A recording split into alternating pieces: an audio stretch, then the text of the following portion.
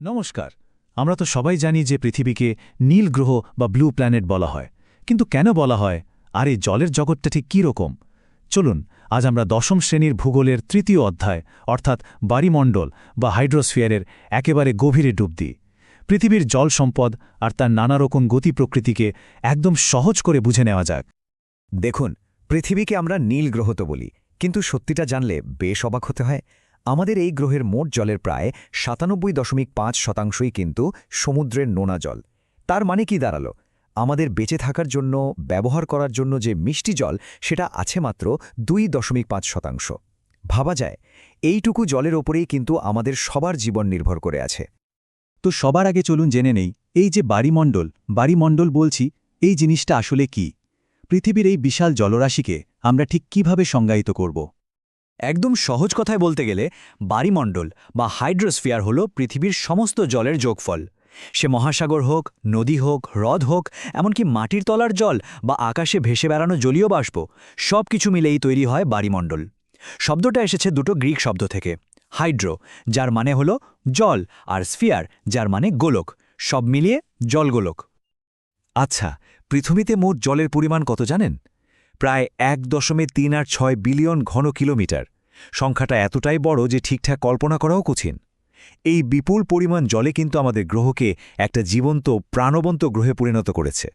কিন্তু এই যে বিশাল জলরাশি, এটা তো এক জায়গায় চুপচাপ বসে থাকে না। এর পেছনে একটা চালিকা শক্তি আছে, আর সেটাই হলো জলচক্র বা ওয়াটার সাইকেল। চলুন এবার দেখি এই চক্রটা কিভাবে গোটা পৃথিবীতে জল পৌঁছে দেয়। দেখুন, জলচক্র হলো একটা কন্টিনিউয়াস প্রসেস যা চলতেই থাকে। এর আসল এনার্জি আসে সূর্য থেকে। সূর্যের শক্তির কারণে জল তার তরল, গ্যাসীয় আর কঠিন অবস্থার মধ্যে দিয়ে ক্রমাগত বদলাতে থাকে আর পৃথিবীর এক জায়গা থেকে অন্য জায়গায় ঘুরতে থাকে। এই চক্রটা আছে বলে কিন্তু আমরা ব্যবহারযোগ্য মিষ্টি জল পাই। জলচক্রের পুরো প্রক্রিয়াটাকে আমরা খুব সহজে 3টে ধাপে ভাগ করে নিতে পারি। প্রথমত, সূর্যের তাপে জল গরম হয়ে বাষ্পে পরিণত হয়, মানে বাষ্পীভবন হয়। দ্বিতীয়ত, ওই জলীয় বাষ্প আকাশে উপরে উঠে ঠান্ডা হয়ে যায় আর ছোট ছোট জলকণায় পরিণত হয়ে মেঘ তৈরি করে, যাকে আমরা বলছি ঘনীভবন। আর সবশেষে ওই মেঘ থেকেই বৃষ্টি, বরফ বা শিলাবৃষ্টি হয়ে জল আবার পৃথিবীতে ফিরে আসে, মানে অধঃক্ষেপণ হয়। পরীক্ষার জন্য এই 3টে ধাপ মনে রাখা কিন্তু ভীষণ জরুরি।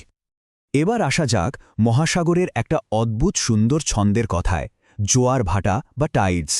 এটা আর কিছুই না, মূলত চাঁদ আর সূর্যের মহাকর্ষীয় টানের কারণে সমুদ্রের জলস্তরের যে দৈনিক ওঠানামা হয়, সেটাই হলো জোয়ার ভাটা। একটা প্রশ্ন দিয়েই শুরু করা যাক, কি বলেন? আমরা তো ভরা কোটাল আর মরা কোটালের কথা প্রায়ই শুনি, কিন্তু এগুলো ঠিক কি কারণে হয়? এর উত্তরটা কিন্তু লুকিয়ে আছে ওই জয় জয় ও আকাশে। এর আসল কারণ হল সূর্য, চাঁদ আর পৃথিবীর অ্যালাইনমেন্ট বা অবস্থান। চাঁদ আর সূর্যের মিলিত মহাকর্ষীয় টানই পৃথিবীর জলরাশিকে নিজের দিকে টানে, আর ওদের অবস্থান বদলানোর সঙ্গে সঙ্গেই কিন্তু জোয়ারের জোরও বদলে যায়। পার্থক্যটা কিন্তু খুব সহজ। যখন অমাবস্যা বা পূর্ণিমা হয়, তখন সূর্য, চাঁদ আর পৃথিবী মোটামুটি একই সরলরেখায় চলে আসে। ফলে দুজনের মিলিত টানে যে শক্তিশালী জোয়ার হয়, সেটাই ভরা কোটাল। আর অন্যদিকে অষ্টমী তিথিতে ওরা একে অপরের সাথে সমকোণে বা 90 ডিগ্রিতে থাকে। ফলে ওদের আকর্ষণ শক্তি একে অপরকে কিছুটা কাটাকাটি করে দেয়, আর তার ফলেই তৈরি হয় দুর্বল মরা কোটাল। জোয়ার ভাটা তো গেল সমুদ্রের জলের উপর নিচ করা বা উল্লম্ব গতি, কিন্তু সমুদ্রের জল তো পাশাপাশিও চলে, তাই না? মনে হয় যেন মহাসাগরের বুকেই বয়ে চলেছে এক একটা বিশাল নদী, আর একে আমরা বলি সমুদ্র স্রোত বা ওশান কারেন্টস। সমুদ্র স্রোতকে বলা যেতে পারে মহাসাগরের ভেতরের এক বিশাল নদী। মূলত কয়েকটা কারণে এটা তৈরি হয়, যেমন ধরুন নিয়মিত বায়ু প্রবাহ, পৃথিবীর নিজের অক্ষের উপর ঘোরা, আর জলের উষ্ণতা ও লবণাক্ততার পার্থক্য। এই সব মিলিয়েই স্রোতগুলো তৈরি হয়। সমুদ্র স্রোত প্রধানত দুরকমের হয়, উষ্ণ স্রোত আর শীতল স্রোত। ব্যাপারটা খুব সহজ। উষ্ণ স্রোত নিরক্ষীয় অঞ্চলের গরম জলকে ঠান্ডা মেরু অঞ্চলের দিকে নিয়ে যায়, আর শীতল স্রোত মেরুর কনকনে ঠান্ডা জলকে গরম নিরক্ষীয় অঞ্চলের দিকে বয়ে আনে। এই আদান প্রদানের মাধ্যমেই কিন্তু পৃথিবীর জলবায়ুর একটা দারুণ ভারসাম্য বজায় থাকে। আর একটা খুব মজার ব্যাপার হলো, যেখানে এই গরম আর ঠান্ডা স্রোত এসে মেশে, সেখানে ঘন কুয়াশা তৈরি হয় আর প্রচুর পরিমাণে প্ল্যাঙ্কটন জন্মায়। এই প্ল্যাঙ্কটন হলো মাছের প্রিয় খাবার। ঠিক এই কারণেই এই মিলনস্থলগুলো, যেমন নিউফাউন্ডল্যান্ডের কাছে গ্র্যান্ড ব্যাঙ্কস, হয়ে উঠেছে বিশ্বের সেরা মাছ ধরার জায়গা। এই স্যাটেলাইট ছবিটা দেখুন একবার। সমুদ্র স্রোতের কি অসাধারণ একটা দৃশ্য তাই না? এখানে যে আলাদা আলাদা রঙগুলো দেখা যাচ্ছে সেগুলো আসলে জলের তাপমাত্রার পার্থক্য বোঝাচ্ছে। এই রঙগুলোই দেখিয়ে দিচ্ছে কিভাবে উষ্ণ আর শীতল স্রোত একে অপরের সাথে মিশে যাচ্ছে। প্রকৃতি সত্যিই অবাক করার মতো। তো এতক্ষণ আমরা যা যা আলোচনা করলাম, চলুন এক ঝলকে সবচেয়ে জরুরি বিষয়গুলো আরেকবার দেখে নিই। পরীক্ষার আগে রিভিশন দেওয়ার জন্য এই সারাংশটা কিন্তু খুব কাজে দেবে। তাহলে হিকসিম বিষয়গুলো কি কি? বায়ুমণ্ডল হল পৃথিবীর মোট জলরাশি। জলচক্র হল জলের অবিরাম ঘুরে চলা। ভরা কোটাল হয় অমাবস্যা আর পূর্ণিমায়, যখন জোয়ার সবচেয়ে শক্তিশালী হয়। মরা কোটাল হয় অষ্টমী তিথিতে, যখন জোয়ার সবচেয়ে দুর্বল থাকে। আর সমুদ্র স্রোত হল মহাসাগরের ভেতরের জলের প্রবাহ। এই কয়েকটা পয়েন্ট মনে রাখলেই কিন্তু উত্তর লেখা অনেক সহজ হয়ে যাবে। শেষ করার আগে একটা প্রশ্ন রেখে যাই। আমরা আজ জানলাম যে আমাদের ব্যবহারযোগ্য মিষ্টি জলের পরিমাণ আসলে খুবই কম। তাহলে আমাদের ভবিষ্যতের জন্য এই অমূল্য সম্পদকে রক্ষা করতে আর ভালোভাবে ব্যবহার করতে আমাদের ঠিক কি কি করা উচিত? এই প্রশ্নটা আমাদের সবাইকে একটু ভাবার সুযোগ করে দিক। নমস্কার, মাধ্যমিকের ভূগোল প্রস্তুতির এই পর্বে সবাইকে ওয়েলকাম। আজকে আমরা খুব তাড়াতাড়ি রিভিশন করে নেব একটা ভীষণ ইন্টারেস্টিং আর জরুরি চ্যাপ্টার, বায়ুমণ্ডল বা হাইড্রোস্ফিয়ার। তো চলো আর দেরি না করে এই অধ্যায়ের সব মেইন পয়েন্টগুলো একবার দেখে নেওয়া যাক। তো এই আলোচনায় আমরা কি কভার করছি দেখো। প্রথমে আমরা বুঝব আমাদের এই গ্রহের পুরো ওয়াটার সিস্টেমটা কিভাবে কাজ করে। তারপর দেখব মহাসাগরের ওই যে বিশাল নদী মানে সমুদ্র স্রোত, সেটার ব্যাপারে। এরপরেই আসছে সূর্য আর চাঁদের সেই মজার খেলা, যেটা থেকে জোয়ার ভাটা হয় আর সেটার প্রভাব আমাদের ওপর কতটা। আর একদম শেষে পরীক্ষার জন্য সবথেকে দরকারি ডেফিনেশনগুলো একবারে রিভিশন করে নেব। তাহলে চলো শুরু করা যাক আমাদের প্রথম টপিক দিয়ে, আমাদের গ্রহের জল ব্যবস্থা মানে দি আর্থস পালস। বায়ুমণ্ডলকে কিন্তু আমরা একদম ঠিক পৃথিবীর ব্লাড সার্কুলেশন সিস্টেমের মতো ভাবতে পারি, যেটা পুরো গ্রহটাকে বাঁচিয়ে রাখে, সজীব রাখে। আচ্ছা, তো এই যে বায়ুমণ্ডল বা হাইড্রোস্ফিয়ার বলছি, এটা আসলে কি? খুব সহজ করে বললে, পৃথিবীর ওপরে বা কাছাকাছি যত রকম জল আছে, মানে ধরো মহাসাগর, হ্রদ, নদী, এমনকি বরফের চাই, মেঘ আর মাটির নিচের জল, এই সব কিছু মিলেই কিন্তু তৈরি হয় বায়ুমণ্ডল। তার মানে এটা শুধু সমুদ্র বা মহাসাগর নিয়ে নয়, এর থেকে অনেক বড় একটা ব্যাপার। আর এই যে পুরো জলের সিস্টেমটা, সেটার ইঞ্জিন কোনটা জানো? সেটা হলো জলচক্র বা ওয়াটার সাইকেল। এই যে ডায়াগ্রামটা দেখা যাচ্ছে, এটা দেখলেই পুরো ব্যাপারটা জলের মতো সোজা হয়ে যাবে। কিভাবে জল সমানে বাতাস থেকে মাটিতে নামছে, আবার সেখান থেকে নিজের সোর্সে ফিরে যাচ্ছে। একটা চক্র চলতেই থাকছে। এই জলচক্রের মূলত 3টে মেইন স্টেপ আছে, তাই না? প্রথমটা হলো বাষ্পীভবন বা ইভ্যাপোরেশন, মানে সূর্যের গরমে জল ভেপার হয়ে ওপরে উঠে যায়। সেকেন্ড স্টেপটা হলো ঘনীভবন বা কন্ডেনসেশন। এই জলীয় বাষ্পগুলো তখন ধুলোর কণার ওপর ভর করে ছোট ছোট জলের ফোঁটা বানায়, আর তাতেই মেঘ তৈরি হয়। আর লাস্ট স্টেপ অধঃক্ষেপণ বা প্রেসিপিটেশন। যখন এই ফোঁটাগুলো যথেষ্ট ভারী হয়ে যায়, তখন বৃষ্টি, বরফ বা শিলাবৃষ্টি হয়ে আবার পৃথিবীতেই ঝরে পড়ে। ব্যাস, জলচক্র তো বোঝা গেল, কিন্তু একটা প্রশ্ন আসছে মাথায়। এই যে এত জল যখন এটা বিশাল মহাসাগরে গিয়ে মেশে, তারপর কি হয়? জলটা কি এক জায়গায় থেমে থাকে? না, চলো পরের সেকশনে দেখি এই জল কিভাবে সারা পৃথিবীতে ঘুরে বেড়ায়। তো প্রশ্নটা ঠিক এটাই, একবার মহাসাগরে জল চলে আসার পর সেটা সারা পৃথিবীতে যাতায়াত করে কি করে? এই প্রশ্নের উত্তরটাই লুকিয়ে আছে সমুদ্র স্রোতের মধ্যে। তো এই সমুদ্র স্রোত বা ওশেন কারেন্ট জিনিসটা কি?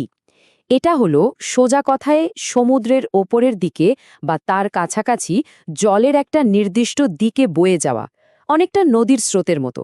আর এটাকে চালায় কে? মূলত সারা পৃথিবীতে যে বাতাস বয়, সেই বায়ুপ্রবাহ। ভাবা যায় এগুলো যেন সমুদ্রের মধ্যেই বয়ে চলা এক একটা বিশাল নদী। এই যে ম্যাপটা এখন দেখা যাচ্ছে, সেটার দিকে একটু তাকালেই কিন্তু বিষয়টা একদম ক্লিয়ার হয়ে যাবে। দেখো, উত্তর গোলার্ধ আর দক্ষিণ গোলার্ধের স্রোতগুলো কেমন আলাদা আলাদা দিকে ঘুরপাক খাচ্ছে। আর এর সবচেয়ে বড় কাজটা কি? এই স্রোতগুলোই কিন্তু আমাদের গোটা গ্রহের টেম্পারেচার কন্ট্রোল করে, মানে সারা পৃথিবীতে তাপ ছড়িয়ে দেওয়ার কাজটাই এরাই করে। সমুদ্র স্রোতকে আমরা মূলত 2 ভাগে ভাগ করতে পারি, তাই তো? একটা হলো উষ্ণ স্রোত, আরেকটা শীতল স্রোত। নাম শুনেই বোঝা যাচ্ছে, উষ্ণ স্রোতগুলো, যেমন ধরো গালফ স্ট্রিম, এগুলো গরম নিরক্ষীয় অঞ্চল থেকে ঠান্ডা মেরুর দিকে যায়।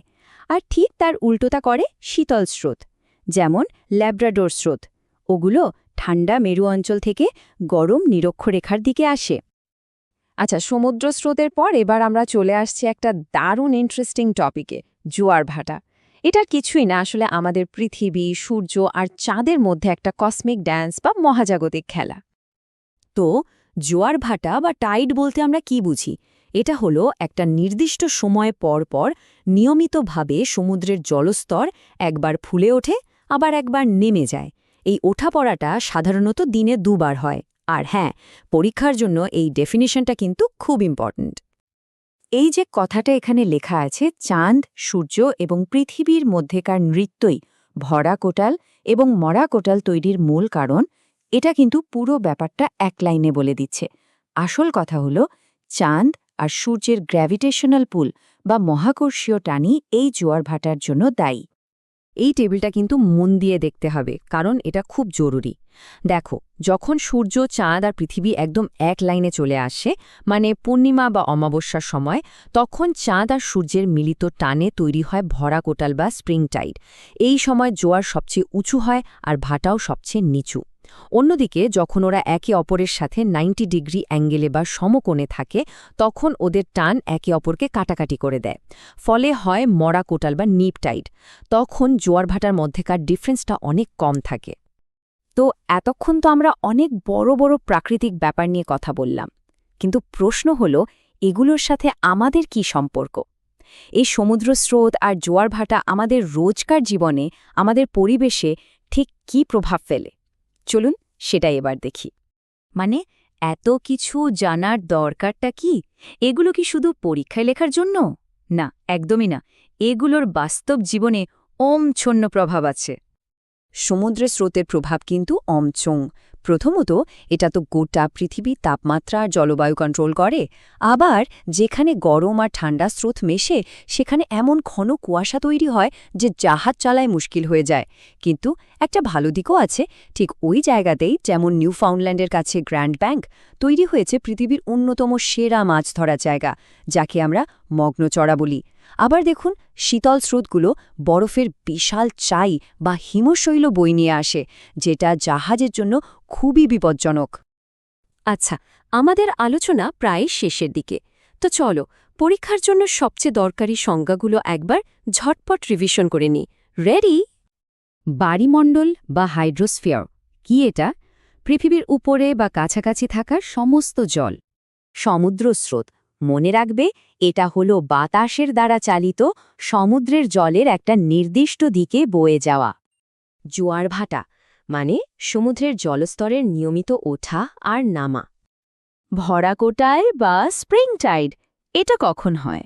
যখন সূর্য, চাঁদ, পৃথিবী এক লাইনে থাকে। ফল সবথেকে উঁচু জোয়ার আর সবথেকে নিচু ভাটা। মরা কোটাল বা নিপ টাইড, এটা হয় যখন সূর্য আর চাঁদ পৃথিবীর সাথে সমকোণে থাকে, আর এর ফলে জোয়ার আর ভাটার মধ্যে তফাতটা হয় সবথেকে কম। আমাদের আজকের রিভিশন পর্ব এখানেই শেষ, কিন্তু যাওয়ার আগে একটা প্রশ্ন মাথায় আসছে, যেটা নিয়ে একটু ভাবা যেতে পারে। স্রোত আর জোয়ারের এই যে লাগাতার খেলা, এটা কি শুধু সমুদ্রের জীবনকে প্রভাবিত করে, নাকি ডাঙায় থাকা আমাদের সবার জীবনেও এর গভীর প্রভাব আছে? এটা নিয়ে একটু ভেবো।